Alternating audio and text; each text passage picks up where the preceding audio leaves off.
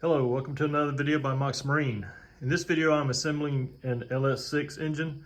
It's basically an aluminum block. It's actually started out as a LC9 5.3, but I had it bored to a 5.7 inch bore. And so the LS6 was a 5.7 engine that followed the LS1, but it had floating pistons, and let's see what else. It's about the biggest difference, but the LS6 had 400 horsepower compared to the LS1, which I think was somewhere around 350.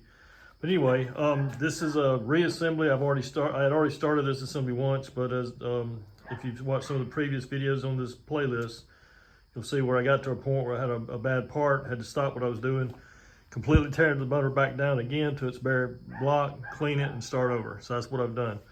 So I've cleaned the block, put the crankshaft back in it. I've plasticated all the bearings. All the bearings were fantastic. They were between 0.002 or 0.0015 and 0.002. So less than 2,000 an inch. And as you can see, I can spin it easy by hand. It spins free, so the crankshaft's in great shape. All right, at this time, and then I've also cleaned the camshaft and put the camshaft in the bore in these holes here. All right, so I'm about to install, so in the purpose of this video, I'm gonna install the timing set. So the timing set is milling, this is a milling set. It's 3-3SRH60SA.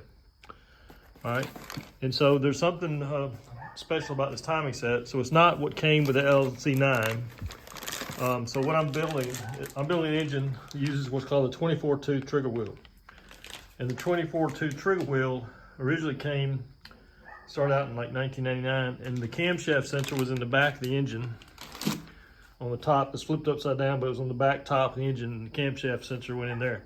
This cam is an LS1 camshaft, so it does have the ability to use the sensor, but this block, being LC9, which is from 2009, does not have a provision for a rear-mounted camshaft. So, camshaft sensor. If I've been saying camshaft, I meant camshaft sensor.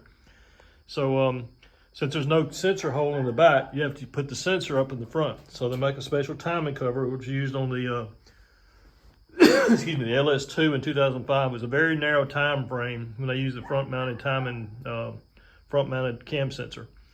And I think it was probably, I'm not sure if the LS6 had it, but pretty sure it didn't. So I guess it'd be the LS2 in 2005, maybe a couple of cars. And it was transition years between the 24-tooth trigger wheel and the 58-tooth trigger wheel. So if you use a 24-tooth trigger wheel and a front-mounted cam sensor, then use this special timing gear. And that's what I'm showing you right now. So this gear is called a 1X gear. You see they have that raised part for half the cam gear, and the other half is flat. That's called a 1X cam gear, all right? And it's a 3-bolt. You said 1, 2, 3. The later ones had only 1 bolt in the center. So the very narrow time frame, 2005, maybe 2006, had this particular cam gear. All right. So I'm going to put the timer set on, and then when I seal it up, I'll have a front-mounted cam sensor that I have to use for this particular block.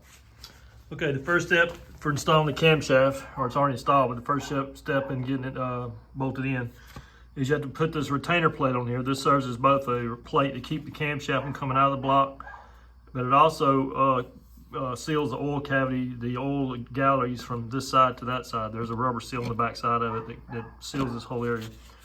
All right, so the part number for this was Summit 150106. It's called thrust plate. And it replaces General Motors part number 125-89016. I got this, they had a sale on this. It was a closeout sale or something, but anyway, so that's the part I use for that. All right, and it came with the bolts. These are Torx headed bolts. So it came with the bolts, and they have some they have a thread locker on them already. So I just torqued it down and it's ready to go. So the next step will be to install the chain. By the way, I've already put this gear on. This gear came with the set. And so I've already put it on, and about to slide the gear on now. Excuse me, about to slide the chain on now. Okay, the timing set's now installed, and to time it, obviously, let's see, I've got it turned.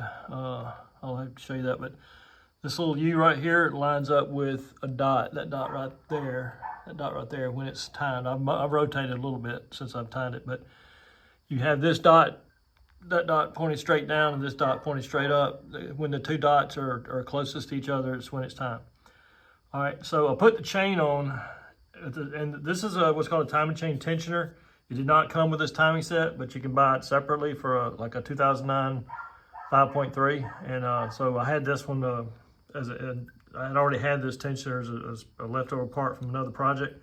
So I use it here. The LC9 is drilled for these two holes to hold in place, or your earlier engines, your Gen 3 blocks don't have the holes for this timing chain tensioner. But now everything's, so I've got, these are brand new cam bolts. They're ARP 134-1003. And so I bought the brand new bolts, mainly because I misplaced the ones that, the other bolts. And so I got these new bolts. I put them in, I use this new product called Orange Loctite on just about every bolt I use, or every bolt I put in. It's stronger than blue, but not as strong as red. You can take it up, you can take it apart without tools, but it doesn't come apart easily. So anyway, I use Orange Loctite on just every bolt. So I got these three in at 18 foot-pounds torque with this Orange Loctite. So the last step is to pull this pin on the tensioner, and that will release the tensioner spring that will keep that, it didn't do anything right there. It was already pushing against the chain, but the tensioner will keep that chain, any slack in that chain, from flopping around. All right, so it is now time to install.